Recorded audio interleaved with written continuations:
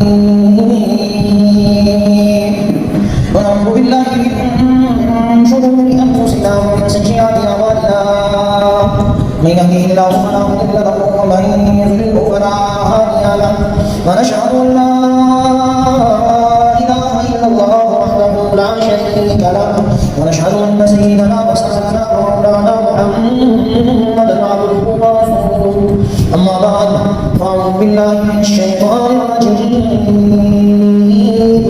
بسم الله الرحمن الرحيم يا أيها الناس إنا خلقناكم من ذكر وأنثى وجعلناكم شعوبا وقبائل لتعارفوا إن أكرمكم عند الله أتقاكم قال النبي صلى الله عليه وآله وسلم لا فضل لعربي على عجمي ولا لعجمي على عربي ولا لأسود على أبيض ولا لأبيض على أسود فضل إلا بالتقوى أو كما قال النبي صلى الله عليه وآله وسلم صدق الله وصدق رسوله النبي الكريم ونحن على ذلك لمن الشاهدين والشاكرين والحمد لله رب العالمين.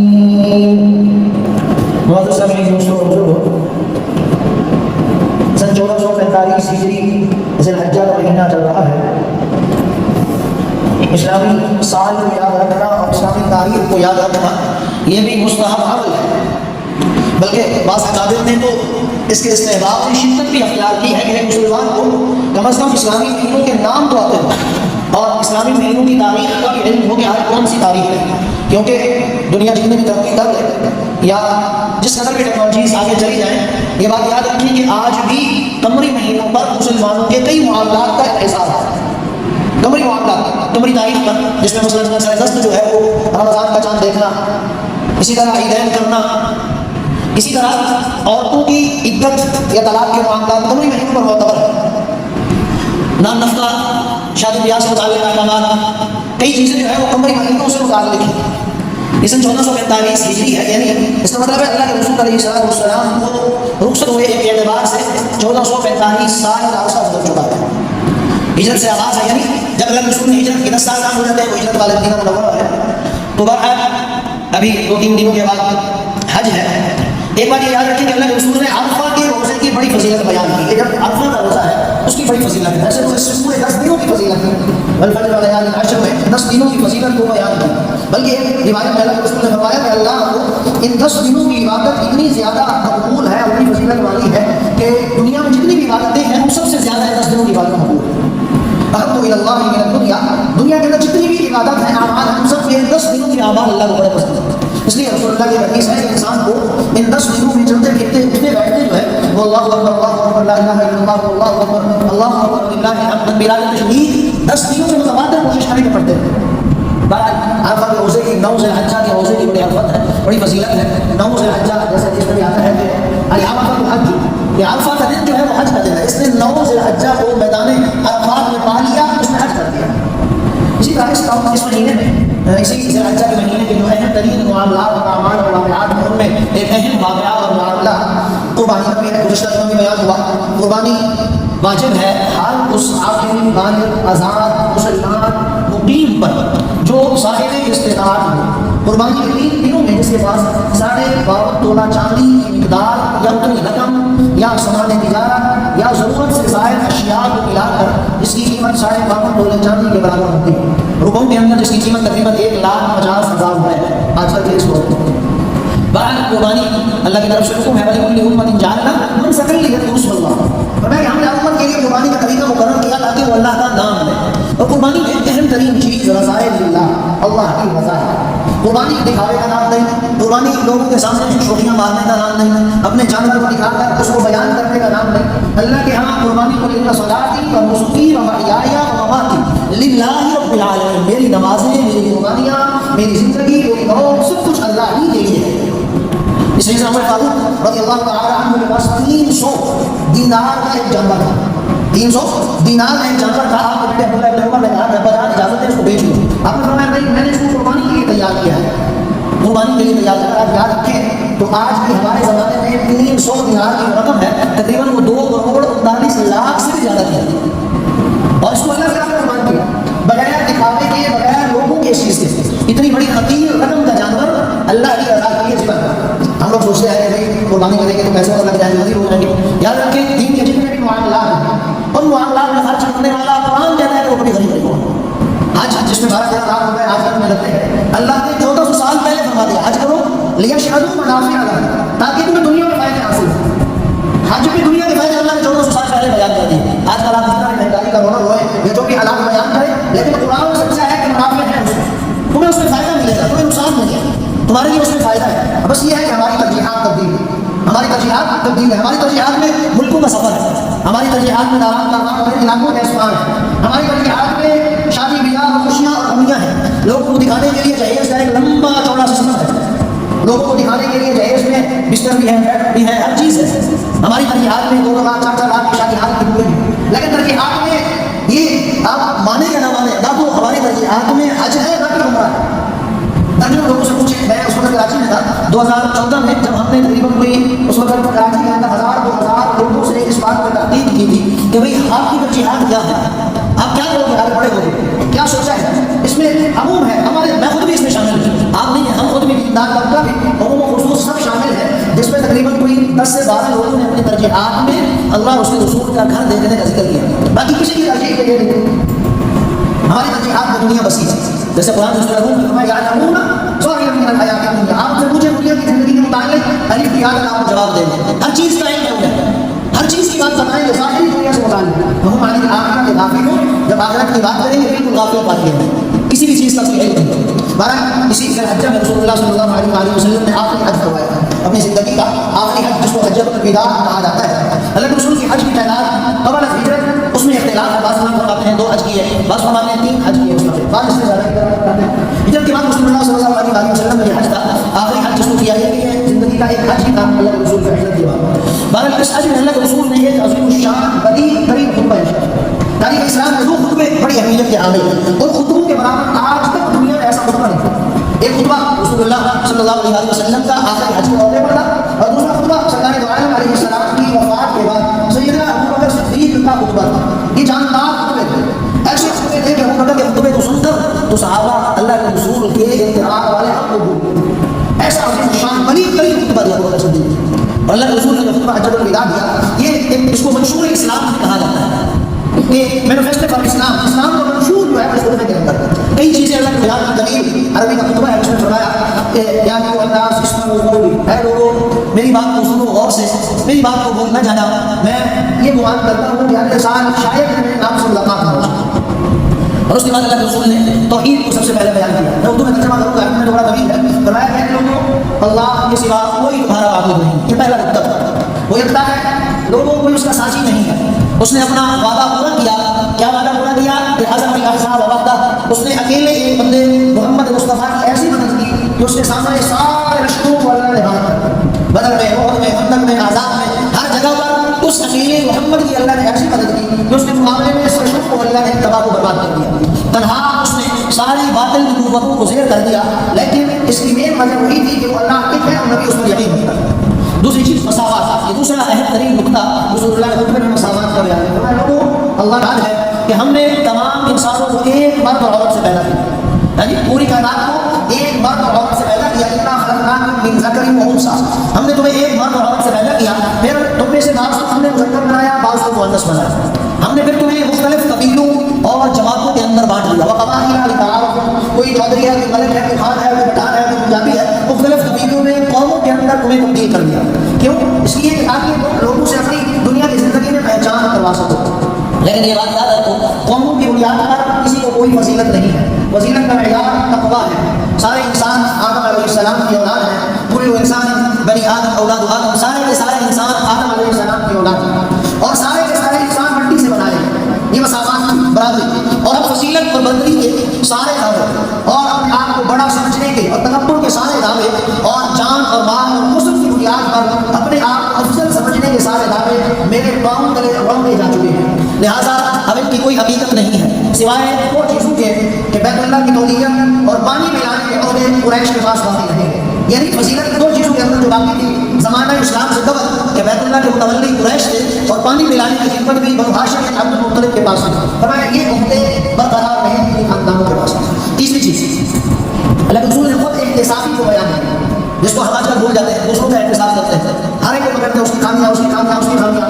رسول نے فرمایا اے یا معاشر قریش، اے لوگ قریش، ایسا نہ ہو کہ تم اللہ کے پاس قیامت والے دن اس حال میں آؤ کہ لوگوں کا بوجھ تم اٹھائے ہوئے ہو، اور لوگ اس حال میں اللہ کے پاس آئیں کہ وہ اللہ ان سے راضی ہو، تو یاد رکھو ایسے موقع پر میں اے قریش تمہاری کوئی بھی نہیں کروں گا۔ یہ تفاقم میں ڈالتا اللہ کے رسول نے، فلاں جی بڑے خاندان سے ہے، فلاں کے خاندان سے ہے، اس کے لیے یہ ہوگا وہ ہوگا، فلاں ولی اللہ کے خاندان سے کچھ بھی نہیں۔ رسول اللہ نے فرمایا قریش میں بھی تمہارا بھی ساتھ نہیں دوں گا اگر تم نے حقوق اللہ کے پاس جاری نہ کیا۔ چوتھی چیز عفو درگزر، یہ چوتھا پوائنٹ ہے، عفو درگزر، معاف کرنا۔ اللہ کے رسول نے فرمایا دور جاہلیت کے سارے انتقام میرے پاؤں تلے رونde جا چکے ہیں۔ سب سے پہلا انتقام جو میں معاف کرتا ہوں وہ ربیعہ بن الحارث کے بیٹے جس کو بنو حذیل نے قتل کیا تھا، اس کا خون معاف کرتا ہوں۔ اب تو یہ سبق ہے ہمارے لیے نا، قتل کا خون اللہ کے رسول نے معاف کر دیا۔ ہم تو ایک تھپڑ مارتے ہیں اس کے انتقام کے لیے اثر لگا ہے، معاف ہی نہیں کرتے، کیونکہ جب بولتے تو معاف نہیں کرتے۔ اللہ کے رسول نے اپنے چچا صاحب ربیعہ بن الحارث کے دودھ پیتے بچے کو بنو حذیل نے قتل کر دیا تھا، اور وہ انتقام کے لیے تیار تھے، لیکن اللہ کے رسول نے اس کو معاف کر دیا اور فرمایا کہ اب آج کے بعد سود کی کوئی حیثیت نہیں۔ سب سے پہلا سود جو میں معاف کرتا ہوں وہ عباس بن عبد المطلب کا ہے۔ اپنے گھر سے صفائی کی، اپنے آپ سے معاف کرنا شروع کیا، یعنی اپنے آپ سے سب شروع کیا۔ ہم دوسروں کی اصلاح کی فکر کرتے ہیں لیکن اپنے حال کی فکر نہیں، نہ اپنے گھر کی فکر ہے نہ اپنی جان کی فکر ہے، دوسروں کو سیدھا کرنے کے لیے آج میں اعتراض کرتے ہیں۔ اللہ کے رسول کا طرز عمل کیا تھا؟ اپنے آپ سے، اپنے خاندان کا سود معاف کرنا، اپنے خاندان کا انتقام ختم کرنا۔ چوتھی چیز اللہ کے رسول نے، پانچویں چیز جس کو بیان فرمایا وہ رسول اللہ صلی اللہ علیہ وسلم نے تحفظ جان یا عزت و آبرو کو بیان فرمایا اور فرمایا کہ لوگوں تمہاری عزتیں، تمہاری جان، تمہاری مال بالکل اسی طرح محفوظ ہیں جیسے یہ عمر والا مہینہ محفوظ ہے، یعنی جیسے اس دن کی حرمت محفوظ ہے ایسے ہی جان، مال، عزت، آبرو سب محفوظ ہے۔ اور ہمارا طرز عمل بھی دیکھ لیں، رسول اللہ کا خطبہ دیکھ لیں، ہمارا عمل دیکھ لیں، ہم ڈھونڈ ڈھونڈ کے لوگوں کی عزتیں تاکان کرتے ہیں، تلاش کر کے لوگوں کو متعین کرتے ہیں، فلاں کے بارے میں بتاؤ یار وہ کیا کر رہا ہے، اس کی زندگی میں کیا چل رہا ہے، لوگوں سے معاملات پہنچ کے پھر سر عام سر بازار عزتوں کا جنازہ نکالنا۔ چھٹی چیز رسول اللہ نے فرمایا حقوق زوجین، میاں بیوی کے حقوق، یہ ساری زندگی کا ایک ایسا تعلق ہے جو مرنے کے بعد ختم ہوتا ہے۔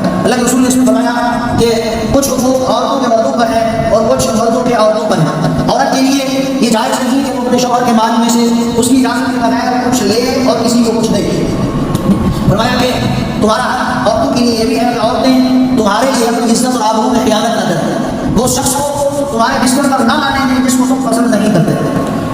پھر فرمایا کہ کچھ حقوق مردوں پر لازم ہے جو عورتوں کے لیے ہے، یہ ساتواں نمبر ہے۔ فرمایا کہ عورتوں کے حقوق یہ ہیں کہ اے مردوں تم ان سے بہتر سلوک کرو کیونکہ وہ تمہاری مددگار ہیں اور اللہ نے تمہیں ان پر مکمل کنٹرول اور اختیار دیا ہے۔ یہ بات یاد رکھو کہ تم عورتوں کے معاملے میں اللہ سے ہمیشہ ڈرتے رہو، کبھی ان پر ہاتھ نہ اٹھاؤ۔ اگر نوبت آ جائے اس طرح کی کہ انہوں نے تمہاری عزت و آبرو کو داغدار کیا تو تم حسن معاملات سے ان سے الگ ہو سکتے ہو۔ اگر کوئی چھوٹی موٹی نافرمانی کرتی ہے تو تم چند دن کے لیے ان کا بستر اپنے سے الگ کرو، اگر وہ پھر بھی باز نہیں آتی تو تم انہیں ہلکی سی چپت مار سکتے ہو، بس رکو کرنا ضرورت غیر مبرہ چپت، یعنی ہلکی سی ایسی چپت مار سکتے ہو، لڑکوں کو لاکھوں کو دوسری مار سکتے ہو۔ اور فرمایا کہ رسول اللہ اپنی امت کے بارے میں، خواتین کے بارے میں سب سے زیادہ خوف محسوس کرتا ہوں کہ لوگ ان عورتوں کا حق ادا نہیں کر سکیں گے۔ آگے فرمایا اللہ کے رسول نے وراثت، آٹھواں جو اہم ترین بات بیان کی وراثت، فرمایا اللہ نے ہر حقدار کو اس کا حق دیا، دوسری کو اللہ فی اولادکم للذکر مثل حظ الانثیین۔ قرآن نمبر 4 نساء ہے، دوسرے رکوع میں مکمل تفصیل ہے ہر رشتے کی وراثت۔ اور فرمایا کسی کے لیے جائز نہیں ہے کہ مرتے ہوئے کسی وارث کے لیے وصیت کر دے۔ یہ آج ایک کبھی رسم تھی کہ عرب کا جو آدمی مرنے والا ہوتا تھا، میت نہیں مرنے والی مرد یا عورت کوئی بھی وہ مرتے وقت اپنے مال میں سے ایک مخصوص حصے کی اپنے کسی وارث کے لیے وصیت کر دیتا تھا، اتنا مال جو ہے وہ میری اس بڑے بیٹے کو دے دیا جائے، اتنا مال میری اس بیٹی کو دے دیا جائے، وصیت کر دیتا تھا۔ یہ ناجائز ہے، دوسرے ورثاء کا حق ماننا ہے، اس لیے رسول اللہ نے فرمایا اللہ نے ہر وارث کا حق متعین کر دیا، کسی کو دوسرا حصہ، کسی کو پانچواں، کسی کو چھٹا، کسی کو تیسرا، لہٰذا اپنی مرضی سے اس سے زیادہ کسی وارث کو دینے کی اجازت نہیں ہے۔ ہمارے یہاں جو بھائی ہے اولاً تو وراثت دیتے نہیں ہیں، تقسیم نہیں ہوتی وراثت، اگر تقسیم ہوتی ہے تو بغیر حساب کتاب کے ہونے داؤں، اگر دکانیں ہیں تو بہنوں کو دکانیں نہیں ملتی، یہ کہتا کہ آپ دکانوں کو کیا کرو گے، پلاٹ ہے گھر میں حصہ نہیں ملتا کہ آپ پلاٹ کا کیا کرو گے، زمین کا کیا کرو گے، ہاں گھر کی چیزوں میں حصہ دے دیا جاتا ہے۔ اور ہمارے لکھا ہے کہ اگر میت مر جائے، یہ فتویٰ ہے یاد ہے، اگر میت مر جائے اس کی ٹیبل کے اوپر ایک گولی پڑی ہوئی ہے بخار کی، سر درد کی، اس کو بھی بغیر اجازت کے استعمال کرنے کی اجازت ہے، وہ بھی میت کی وراثت میں شامل ہے۔ میت کے مرتے ہی اس کی گولی بھی میت کی نہیں رہی، اس میں سارے وراثت رہی، کسی ایک وارث کا حق کھانا جائز نہیں ہے۔ ہم بڑا لوگوں کو کہتے ہیں آپ نے حق کھایا، اللہ تعالیٰ دیکھیں گے، اللہ دیکھیں گے، قیامت والے پوچھیں گے اب یہ علم نہیں ہے کہ ہم نے کتنے لوگوں کے حقوق کو ہڑپ کیا ہوا، ہم نے کیسے جو ہے احتیاطی کے اندر کئی لوگوں کے حقوق کو دبایا ہوا، چھوٹی موٹی چیزوں کا مناسب میں حساب ہی نہیں ہوتا، یہ گولی ہو گئی، 100-200 روپئے کے پیسے ہو گئے، گھر میں ٹیبل ہو گیا، پنکھا ہو گیا، لائٹ ہو گئی، جن چیزوں کی ملتی ہے تو ان چیزوں کا تو کوئی حساب ہی نہیں ہوتا۔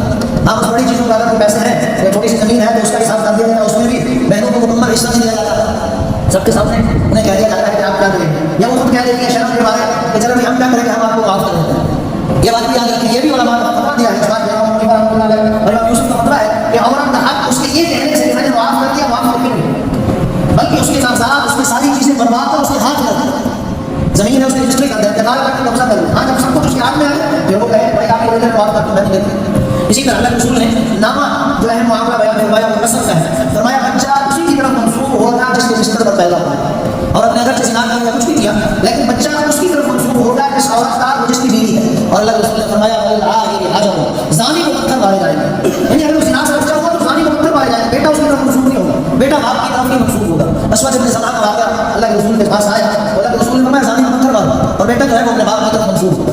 اسی طرح فرمایا نسب سے وفاداری، نسب اللہ ارشاد فرمایا کہ اگر کوئی اپنے نسب بدلے گا، منہ بولا بیٹا لوگ بنا لیتے ہیں اور پھر نسب بھی بدل دیتے ہیں، شناختی کارڈ میں فارم میں وہ جو دوسرا باپ ہے اس کا نام لکھوایا جاتا ہے، حرام ہے، جائز نہیں۔ حکم جب آیا اللہ کے رسول نے زید بن حارثہ جو پہلے زید بن محمد کہلاتے تھے نام تبدیل کر دیا، آج کے بعد اب زید بن محمد نہیں بلکہ زید بن حارثہ، حارث کے بیٹے زید، پھر انہیں کا بیٹا اسامہ بن زید، بڑے محبوب تھے اللہ کے رسول کو، بڑی عقیدت تھی اللہ کے رسول کو ان دونوں سے۔ بارہ فرمایا کہ جو اپنا نسب بدلے گا اللہ اس پر لعنت کرتا ہے۔ یہ چیزیں بیان فرمائی، اسی طرح گیارہویں چیز رسول اللہ نے بیان فرمائی احسان اور دیانت داری، فرمایا وہ قرض واجب الادا ہے، کبھی لوگوں سے قرضہ لے کے اس کو ہڑپ نہ بن جانا بلکہ ٹال مٹول نہ کرنا ہے۔ کبھی اس نے فرمایا جو قرض لے کے ٹال مٹول کرتا ہے، آج دوں گا کل دوں گا پرسوں دوں گا، فرمایا کہ ایسا شخص بھی اللہ کے یہاں ہو، قرض میں کبھی دھوکہ نہیں کرنا، قرض واجب الادا ہے، اس کو ادا کرنا لازمی ہے۔ اور دوسری اہم ترین چیز عاریۃ لی کی چیز بھی واپس کرنی ہوگی، کسی سے عاریۃ لی استعمال کے لیے چیز لی آپ نے کسی کے لیے کسی سے کوئی بھی چیز استعمال کے لیے، گھر کے استعمال کے لیے، اپنی ذات کے استعمال کے لیے، اس کو بھی واپس کیا جائے گا، چھوٹی سی چھوٹی چیز ہو یا بڑی سے بڑی چیز۔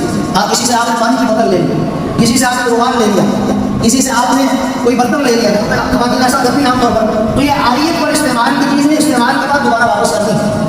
اسی طرح فرمایا تحفے کا بدلہ دیا جائے، جو آپ کو تحفہ دے تو اس کا بدلہ دے، اچھی بات ہے، احسان ہے، تو تحفے کا بدلہ دینا ضروری ہے۔ یہ سنت عمل اللہ کے رسول علیہ السلام کا یہ تھا، آپ کو جب بھی کوئی شخص ہدیہ دیتا اور تحفہ دیتا تو امام الانبیاء ہمیشہ تحفے کے بدلے میں دگنا ادا کرتے تھے، ہماری طرح جزاک اللہ شکریہ سے اس کو کام نہیں چاہتے تھے، بلکہ تحفہ تحابوا، اس نے فرمایا ہدیہ دو آپس میں محبتیں بڑھیں، آپس میں دوستیاں اور تعلقات بڑھیں گے، اور فرمایا جو شخص ضامن ہو جائے وہ تاوان نہ کرے۔ ہمارے چھوٹی بڑی کوتاہی ہے، لوگ ضمانت بنا لیتے ہیں، آپ اس نے پیسے نہیں دیے میں دوں گا، اب نہ وہ دیتا ہے نہ یہ دیتا ہے، ہاں جی ضمانت ضامن اگر آپ بن گئے کسی کے کفیل بن گئے اس کا معاملہ میرے سپرد ہے، اگر یہ معاملہ دوست نہیں کرے گا میں ذمہ دار بیٹھا ہوں۔ رسول اللہ نے فرمایا ضامن اگر بناتے ہیں آپ کسی کو تو ضامن کو چاہیے کہ پھر وہ تاوان ادا کرے، جرمانہ ادا کرے۔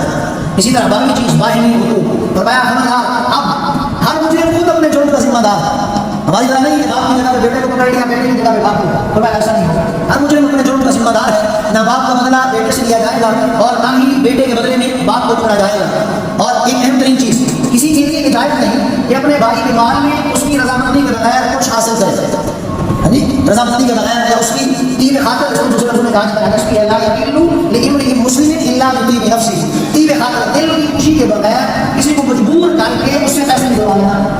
کسی جگہ گئے ہوئے ہیں کچھ دوست ہیں سارے آپس میں وہ گیٹ ٹو گیٹ کر رہے ہیں، کھانے پینے کے انتظام کر رہے ہیں، اب ایک دینے کی فرصت نہیں رکھتا، اب مجبور کیا ہے سارے یہ بھی دے رہے یہ بھی دے رہے یہ بھی دے رہے، اس کو مجبور کر کے اس کی جیب سے پیسے نہیں دلوائے، یہ حرام جائز نہیں۔ اس نے فرمایا کہ کسی کی اجازت کے بغیر یا کسی کی دلی خوشی کے بغیر اس کے مال کو حاصل کرنا دوست نہیں ہے، زبردستی کسی پر آج تیرے پاس دعوت ہے جرمانہ ہے، یہ جائز نہیں ہے۔ اسی طرح 13ویں چیز فرمائی اسلامی اخوت، اسلامی اخوت بڑی اہم ہے، فرمایا ہر مسلمان دوسرے مسلمان کا بھائی، انما المؤمنون اخوہ، سارے کے سارے مسلمان آپس میں بھائی بھائی۔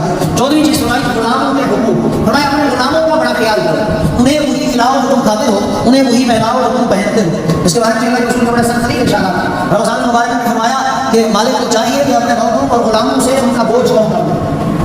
اس کے علاوہ بھی اللہ کے رسول کا اپنا طرز عمل تو بڑا عجیب تھا، ایک صحابی کے بارے میں عالم اللہ نے رسول کے بارے میں ہے کہ اپنے غلام کو مار رہے تھے، اللہ کے رسول نے فرمایا عبداللہ بن مسعود اللہ کو تم پر اس شخص سے زیادہ طاقت و قدرت، اگر اللہ چاہے تو وہ تمہیں اسی طرح سزا دے جیسے مجھے اس کو سزا دے دے، لہٰذا ان کے ساتھ اس نے سلوک سے پیش آؤ۔ اور اسی حجۃ الوداع کے بعد انتقال کے موقع پر بھی رسول اللہ آخری عمر میں آخری ایام میں غلاموں سے حقوق کے متعلق فکر مند لوگوں نماز کا خیال کرنا اور اپنے دوستوں اور غلاموں کا خیال کرنا، یہ آخری جملہ تھا۔ اسی طرح 15ویں بات ادائیگی امانت۔ فرمایا اللہ کے رسول نے دیکھو لوگوں میرے بعد گمراہ نہ ہو جانا کہ آپس میں ایک دوسرے کا خون کرنے لگو، قتل کرنے لگو۔ ہاں اگر تمہارے پاس کوئی امانت رکھواتا ہے اس کی امانت کو صحیح سارے اس کے بعد واپس پہنچاؤ۔ کبھی امانت میں خیانت نہ کرنا، کوئی شخص امانت رکھوائے تو اس کی امانت کو واپس کیا ہے۔ اور فرمایا حدیث میں کہ منافق کی نشانی ہے کہ جب امانت رکھوائی جائے وہ اذا اؤتمن خان، ہاں امانت کی خیانت کر دے۔ اب تو لوگ منکر ہی جاتے ہیں، ہمارے پاس وہ کہتے ہیں آپ نے دیا کچھ نہیں، ہمارے پاس کچھ نہیں، تب دیا کوئی گواہ ہے کوئی چیز ہے ثبوت۔ بہرحال امانت میں خیانت حرام ہے، جائز نہیں ہے۔ اور 16ویں چیز اعتدال و نیابت۔ فرمایا لوگوں یاد رکھو کہ انا خاتم النبیین، میں آخری نبی ہوں، میرے بعد کوئی نبی نہیں آئے اور تم آخری امت ہو، تمہارے بعد کوئی امت بھی نہیں آئے گی۔ اس لیے یاد رکھو قرآن و سنت پر قائم رہو، یعنی اگر قرآن و سنت کو چھوڑ دو تو گمراہ ہو جاؤ۔ اور فرمایا دینی معاملات میں غلو سے بچنا، کبھی دین کے معاملے میں حد سے تجاوز نہ کرنا، چھوٹی چھوٹی باتوں میں اعتراض نہ کرنا۔ فرمایا تم سے پہلے لوگ انہی باتوں کی وجہ سے گمراہ ہو کر اللہ کی درگاہ کے علوم ٹھہرے۔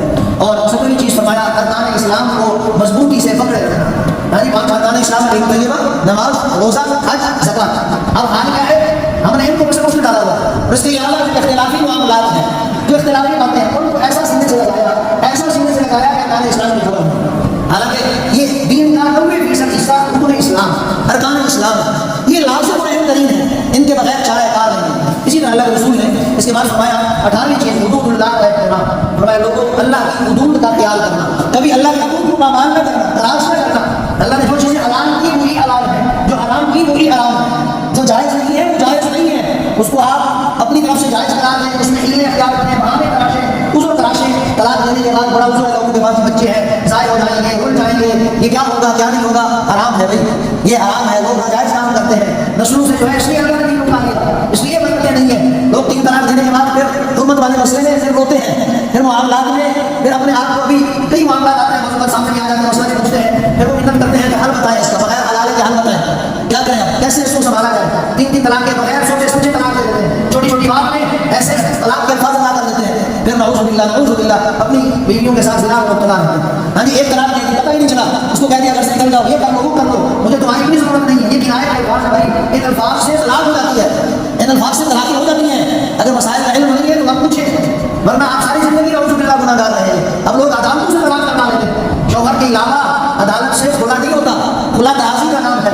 عدالت کو ایک اختیار ہے کہ وہ نکاح کو فسخ کر دے، نکاح کو توڑ دے، کھلا نہیں کر سکتی عدالت، کھلا شوہر کا حکم ہے، اس لیے کھلا کا معنی راضی ہے، راضی رضامندی ہے۔